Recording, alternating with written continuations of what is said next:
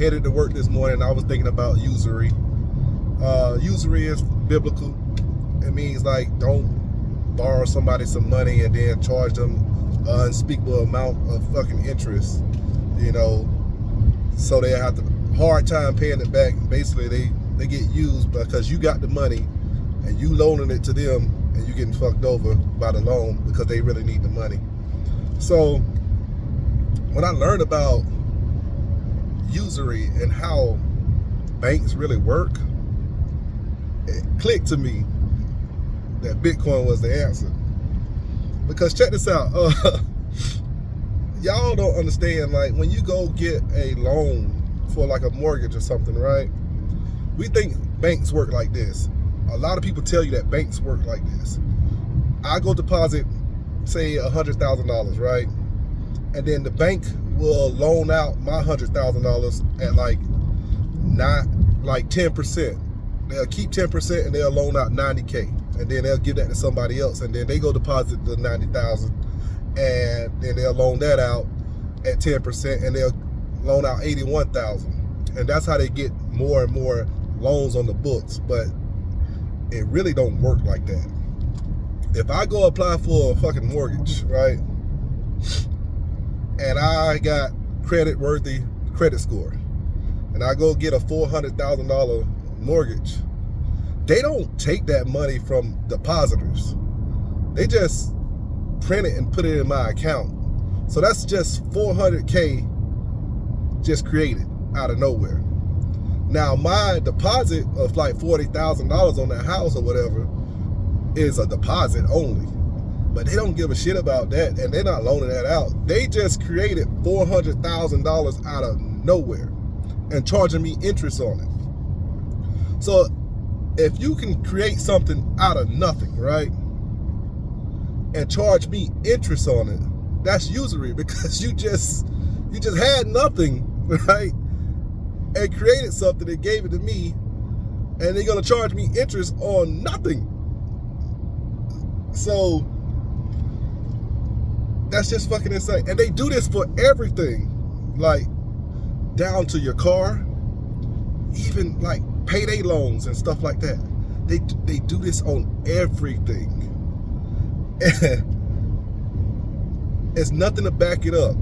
That's why we got $37 trillion in damn debt. This whole country is based upon borrowing. You're gonna have to borrow forever. We're never gonna get out of debt, and everybody's gonna borrow forever and ever. That's why Bitcoin is so important, because it's actually backed by something. You know, it's backed by the energy. You gotta actually put in work to create the coins. You have to do something and you can check that the money is really there. Where the hell are they getting this money from? If they just you apply for a loan and all of a sudden, boom, you approve, and then boom, they'll put the money in your account. It's crazy, man. It's crazy. So a lot of people been saying like, get to 0.1 Bitcoin. And I'm kind of like, they're trying to get people to watch their YouTube video. But the real fact of the matter is, you need to get as much as possible. And if you shoot for 0.1 Bitcoin, you're not gonna accumulate fast enough to reach a goal of as much as possible.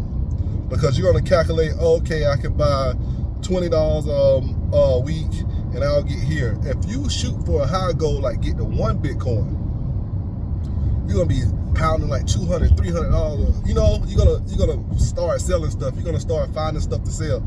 I just think that you should aim to get as much Bitcoin as possible, as fast as possible. Now, I've been talking about Bitcoin for quite some time, since it's been like $4,000.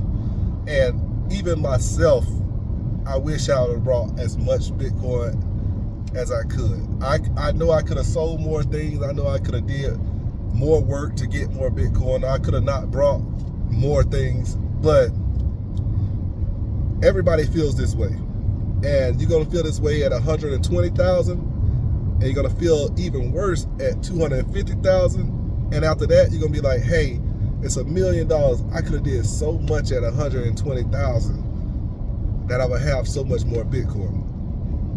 Now, Bitcoin, with those people that's using you for usury and printing money, Bitcoin is the thing that's going to correct that, because if they act stupid with printing money, you're going to be all right, because it holds your value.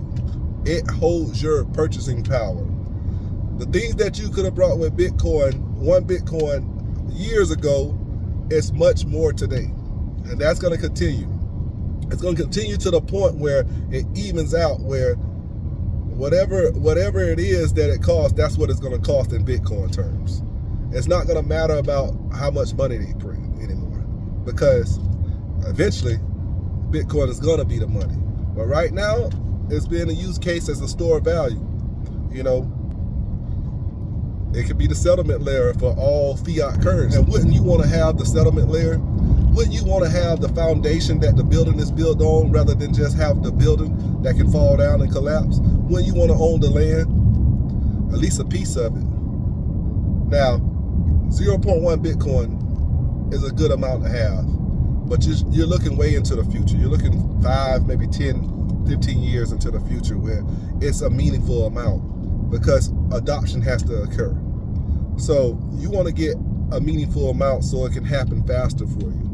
Free yourself from these chains. Free yourself from all this obligation where you have to work for somebody to pay somebody who just made up some money. They gave it to you. That's why people like Dave Ramsey be like, a borrower is slave to the lender. Shit, a borrower is slave to the lender. For real. Like, if I loan you out some money and you're a family member, we don't have the same conversations over dinner, right? But imagine if I could just make up some money out of thin air and loan it to anybody I want. How many slaves would I have?